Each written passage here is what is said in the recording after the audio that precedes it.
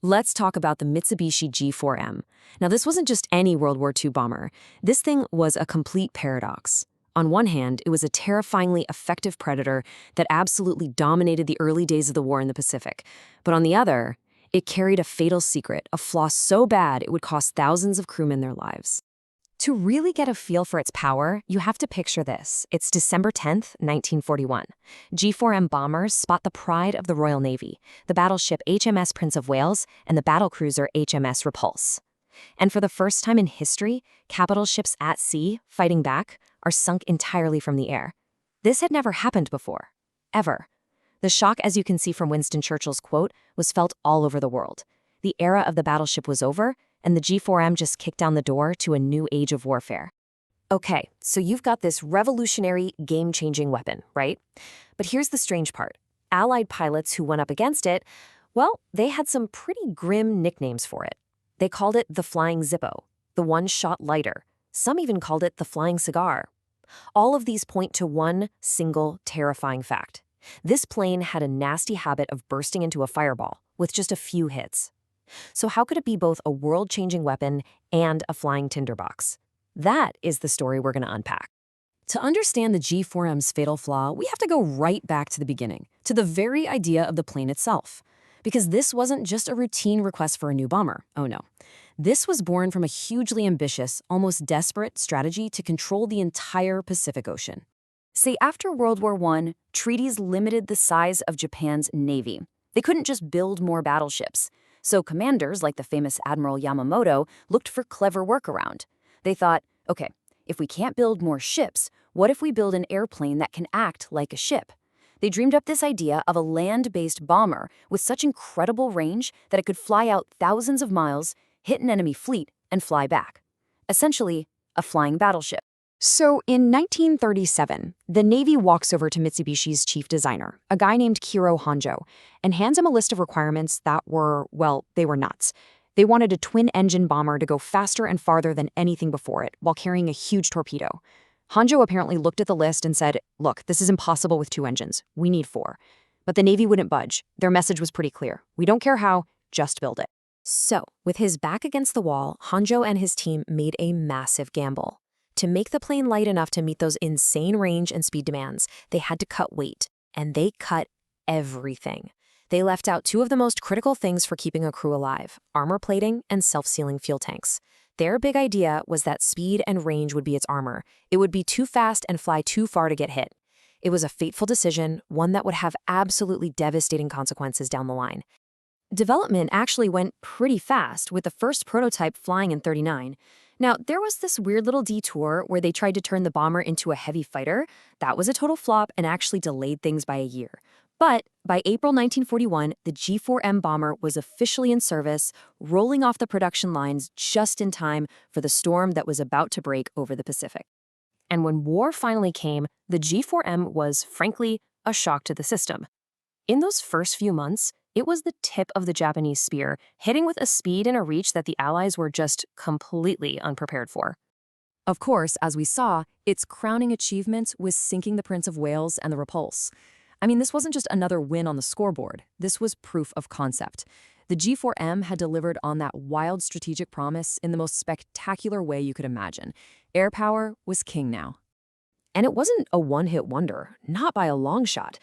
Just 2 days earlier, G4Ms wiped out American air power on the ground in the Philippines. Its unbelievable range meant it could take off from bases in Indonesia and strike targets as far away as Darwin, Australia. Seriously, for that first year of the war, the G4M seemed absolutely unstoppable. It was the predator of the Pacific. But you can't outrun your flaws forever. As the war dragged on, and as Allied fighters and tactics got better, that dark secret of the G4M, that terrible sacrifice made on the drawing board, it was about to be brutally exposed.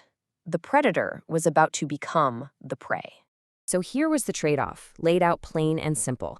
To get that amazing range, the designers had basically turned the wings into giant, unprotected gas cans. There was 0 armor to protect the crew, and no self-sealing rubber liners in the fuel tanks to stop leaks if they got hit. Any stray bullet could turn a tiny little leak into a massive, catastrophic fire. And you know who knew this best? The crews themselves. They were the ones flying it. They knew they were in a plane that put the mission way, way ahead of their own survival. But what else could they do? It was the only long-range bomber they had, so they kept flying, knowing that any given mission could be their last. And that's exactly where all those nicknames came from. One shot lighter. Just think about that. One good hit was all it took. Flying Zippo. And even its Japanese nickname, Hamaki, which means cigar, took on a pretty dark meaning. During the brutal fighting around Guadalcanal, this vulnerability became painfully obvious, with just horrific losses, mission after mission. But if there's one single event that perfectly captures the tragic irony of the G4M, it's the mission that involved Japan's highest-ranking naval officer. This one story symbolized the whole war turning on its head. So April 1943, American codebreakers get their hands on a jaw-dropping piece of intelligence, the complete, detailed flight plan for Admiral Yamamoto himself.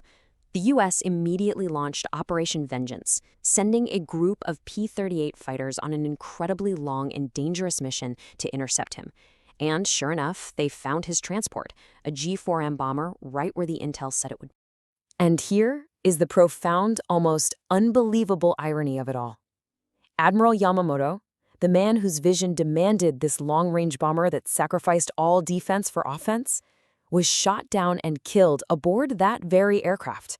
The bomber's greatest champion became its most famous victim.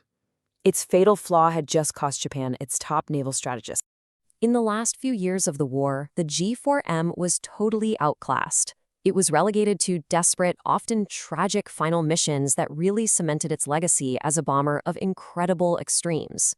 In its final days, it was modified to carry something called the Oka, which was basically a rocket-powered kamikaze bomb with a pilot inside. The slow, heavy G4Ms carrying them were sitting ducks, and very few ever made it to their targets. And then, for its very last act, 2 G4Ms were stripped of all their guns, painted pure white with green crosses, and used to fly the Japanese delegation to sign the final surrender. A life of incredible violence ended on a mission of peace. Over the course of the entire war, a total of 2,435 of these bombers were built. They served from the very first day of the Pacific War right up until the very last. And of those nearly 2,500 planes, how many are left today? How many survive in a museum, intact? The answer is 0. Not a single one. It's a pretty stark testament to the brutal life these planes lived, and, let's be honest, their own built-in fragility. So that leaves us with the big question, right? Was the Mitsubishi G4M a brilliant mistake, a flawed concept from the very start, or was it a necessary, if tragic, sacrifice, the only possible tool that could have achieved Japan's ambitions in the Pacific? It's a tough one to answer. It just reminds you that in war, the line between innovation and desperation can be tragically, impossibly thin.